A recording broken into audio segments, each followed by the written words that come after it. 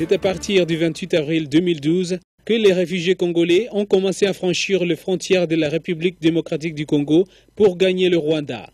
Ils sont aujourd'hui plus de 3000 réfugiés hébergés dans le camp de transit de Ngamira à Gisenyi, à l'ouest du Rwanda, non loin de la frontière de la RDC, sur la rive nord du lac Kivu. 60% d'entre eux sont des femmes et des enfants. Cette affluence a causé ce vendredi le déplacement du ministre de la Gestion des catastrophes et des réfugiés ainsi que le partenaire de ce ministère en vue de rendre visite à ces réfugiés et d'assurer leur bon accueil sur le territoire rwandais. Le ministre Gatsinzi Marcel a par après tenu une réunion d'urgence avec le partenaire et les autorités administratives locaux. Ici, il revient sur les grandes résolutions prises à l'issue de cette rencontre. Parmi les résolutions prises, il faut que les réfugiés congolais qui affluent au Rwanda soient continuellement accueillis et soient hébergés au camp de transit qui doit aussi être réhabilité puisqu'auparavant, il n'accueillait que peu de réfugiés qui arrivaient, mais actuellement, ils arrivent très nombreux. Ils sont plus de 2000 personnes. En plus, il faut leur trouver des produits de première nécessité. Ces réfugiés congolais fuient des violents affrontements opposant les forces armées de la République démocratique du Congo aux forces négatives opérant à l'est de ce pays.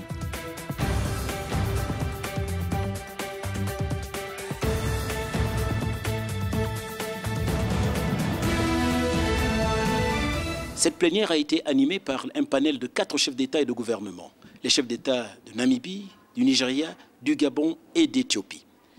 Les différents leaders se sont appuyés sur les facteurs importants pour justifier du leadership dans nos États. Développer les institutions solides, capables, elles, de manager un développement dans les règles de l'art. Non à la division, oui au rassemblement.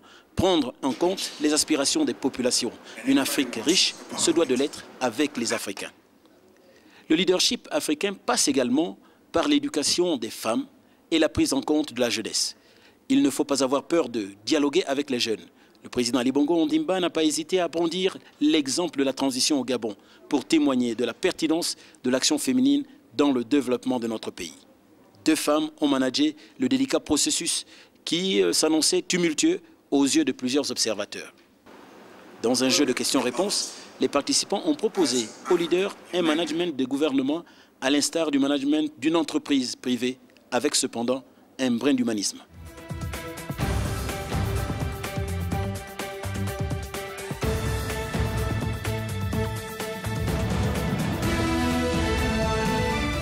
Sans grande surprise, le PDG, Parti démocratique gabonais, le parti au pouvoir, a raflé les 6 sièges de députés qui restaient à pourvoir aux élections partielles du 5 mai dernier. Les résultats définitifs sont donnés par le ministre délégué à l'Intérieur. Abstention 3737, taux de participation 28,67%. Ces législatives sont consécutives à l'annulation des résultats de décembre 2011 par la Cour constitutionnelle dans 4 circonscriptions. Pour l'élection sénatoriale partielle dans la commune de Tchibanga, elle fait suite à la nomination du sénateur PDG Germain Ngoyou en septembre 2011 au poste d'ambassadeur du Gabon en France. Le président de la Commission électorale nationale autonome et permanente exprime aujourd'hui sa satisfaction au bon déroulement des élections. Les rapports qui ont été faits par les différents superviseurs déployés font état d'un bon déroulement des opérations de vote, comme ça a pu également être signalé par d'autres voix. Donc, de notre point de vue, nous affirmons que les élections se sont bien passées. Maintenant, s'il y a des observations, il y a des instances habilitées pour porter ces observations. Si les résultats sont validés par la Cour constitutionnelle, il renforcerait alors la majorité parlementaire du PDG qui totaliserait 114 députés sur 120 à l'Assemblée nationale.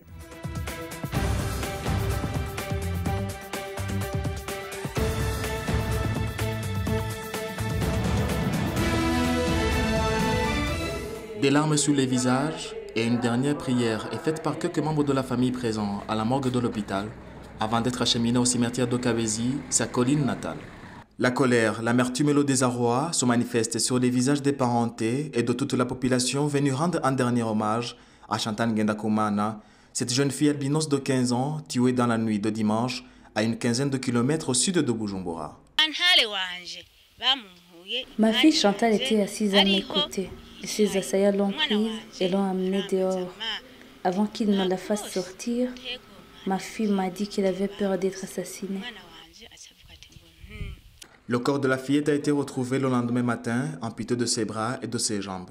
Le choc est rude au sein de l'association Albinos Sans Frontières qui condamne cet assassinat et met le gouvernement devant ses responsabilités. L'État doit cesser avec l'impunité. C'est-à-dire, pour moi, je pense que ce sont les gens même qui ont massacré les albinos à Ruigi qui réagissent de nouveau. Parce que, comme vous savez, jusqu'au mois de décembre 2011, tous ceux qui étaient incarcérés à Ruigi se sont évadés de la prison de Ruigi. Maintenant, ils sont en débandade. Moi, je pense que c'est eux-mêmes qui reviennent aujourd'hui pour massacrer les albinos. Depuis 2008, on dénombre une vingtaine de meurtres des albinos dans tout le pays.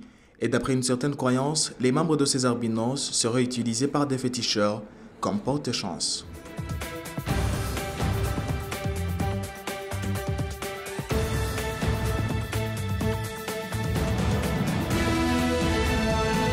Ces studios photos de plein air ne passent pas inaperçus au campus universitaire de Moliko à Buea. Situés dans les grandes allées principales de l'université, les studios de circonstance ne désemplissent pas. De nombreuses filles venues à Buea veulent rentrer avec ce souvenir traditionnel. C'est juste que pour me faire plaisir et me rappeler de la tradition africaine. Chaque mannequin qui arrive a bien une idée précise de ce qu'elle recherche au cours de la séance de shooting. On se dit que les Camerounais sont un peu à la quête du développement, donc c'est un peu comme une bataille, raison pour laquelle j'ai choisi l'uniforme d'une guerrière, celle-là qui lutte pour quelque chose, donc pour l'émergence du Cameroun. Qu'elles soient fines ou rondes, ici, il n'y a pas de complexe. Toutes les femmes sont belles et fières de leur corps. J'aime le style, j'aime l'habillement, j'aime la tenue. Donc, si tout le monde me regarde, il n'y a pas de souci. Moi, je n'ai rien à cacher là. Lorsqu'elles arrivent, elles choisissent le matériel pour la photo, la tenue appropriée, les bijoux traditionnels, le maquillage adapté. La séance photo commence. Les photographes sont heureux. Chaque année, ils font de bonnes affaires. Certaines viennent de Ngaoundéré dans le nord, d'autres de Douala dans le littoral. En fait, ça nous apporte quand même de quoi payer notre déplacement, aller-retour. Ça nous donne aussi un peu d'argent de poche, quoi. Par jour, on peut s'en rendre compte qu'on fait même 200 filles. Vous voyez comment il y a surcharge là, on ne peut pas faire une minute sans habiller les filles là, bon. Cette photo traditionnelle nourrit son homme et fait le bonheur de ses femmes. Les 15e Jeux universitaires 2012 à l'université de Buea, c'est également beaucoup de culture, une culture africaine, un retour aux sources que la plupart des jeunes filles des universités du Cameroun ont décidé de faire à travers la tenue traditionnelle. Elles ont décidé de porter des tenues qui sont de la région du Nord Cameroun.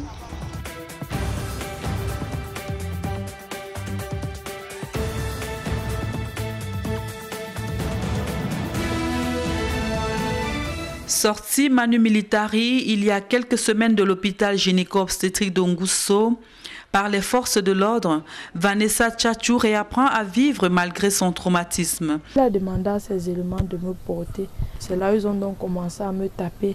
Juste après, ces 4 maintenant qui me tiraient au sol. Avec le sol de gynéco, j'ai eu les frottements. Bon, ils m'ont lancé dans la voiture. Bon, je me suis relevée le matin dans une clinique.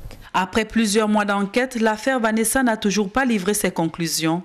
Et bien que le directeur de l'hôpital et son adjoint soient relevés de leurs fonctions, Vanessa et sa famille ne sont pas rassurés. Je pense que Dieu m'a toujours mis un espoir.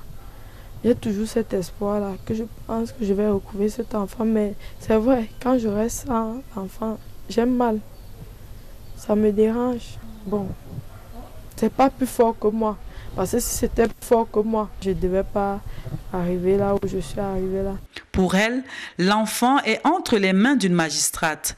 Caroline Medjandi Koumate, ancien substitut du procureur de la République auprès du tribunal de première et de grande instance d'un fou, qui a par ailleurs été promu il y a quelques mois par décret présidentiel. Vanessa vit dans un grand traumatisme, elle pleure sans cesse et lance un appel à Madame Chantal Biya, mais en attendant que cette dernière réagisse, elle vit grâce à la prière et au soutien des siens. L'affaire du vol du bébé de Vanessa vient ainsi lever un pan de voile sur un grand réseau de trafic d'enfants, spécialement des nouveau-nés. Et de plus en plus de parents déclarent avoir été victimes de cas similaires, mettre au monde un mort-né dont ils n'ont jamais vu le corps.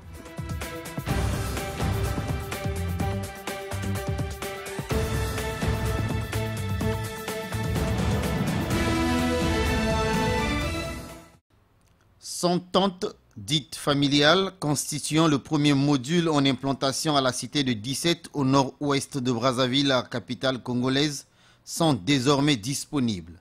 Constituées des habitations provisoires, d'un réfectoire, d'une cuisine et de 4 autres tentes servant de poste de santé, de services d'accueil et de poste d'animation d'enfants.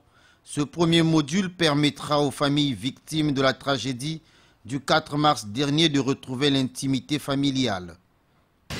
Le point central, le plus important, je crois que dans tout ce que vous avez eu à faire, c'est la présence aujourd'hui de 100 tentes qui sont implantées dans cette cité, la cité des 17. Et vous avez insisté sur ça, et les tentes familiales. En fait, le mot est parti avec vous, appeler les tentes familiales pour donner la possibilité aux familles de sinistrés d'avoir un peu plus d'intimité dans ce site, de vivre, de reconstituer la famille. Ce module recevra prioritairement les familles sinistrées vulnérables. Le relogement d'autres couches sociales se fera progressivement. C'est une opération qui va au fur et à mesure, qui va donc au rythme de la remise des sites aménagés à la cellule pour que nous transférions les sinistrés vers ces sites. D'autres sites sont en implantation, comme celui de Chakona, celui du stade Eboué déjà érigé, qui recevra les femmes enceintes ou en maternité.